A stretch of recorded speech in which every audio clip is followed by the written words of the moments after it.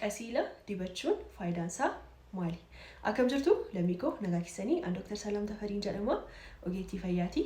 Odeeffannoo adda addaa fi barumsa adda addaa waa'ee fayyaadhaan wal qabatee dhaga'uu barbaaddu taanaan follow gochuu hin dagatina. Har'a immoo qasiila dibachuun faayidaan isaa maali? Isan jedhu isinitti hima na dhaggeeffadhaa.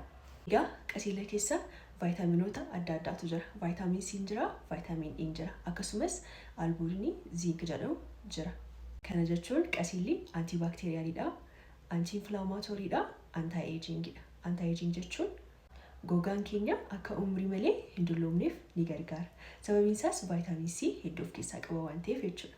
Akkasumas qasiilli finnisa balleessuuf ni gargaara.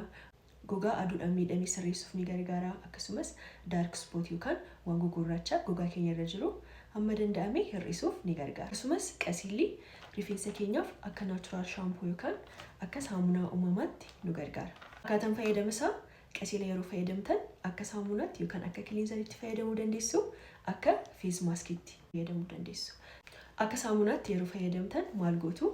Qasiila xiqqoo harka keessan irratti gootu. Achi bishaan itti gochuudhaan sirriitti qasiila sana harka keessan irratti sukkuumtu. Erga sukkuumtaniitii gara fuula keessanitti deebistanii sukkuumtu. Sirriitti erga sukkuumtaniitii achi bishaaniin ofirraa dhiqattu. Karaa kanaan akka saamunaatti isin gargaara. Akka fees maaskiitti yoo fayyadamuu barbaaddan immoo qasiila bishaan xiqqoo wajjin walitti gochuudhaan, walitti makuudhaan achi fuula keessanitti dibachuun sirriitti sukkuumuudhaan daqiiqaa 20 erga turee booda dhiqattu.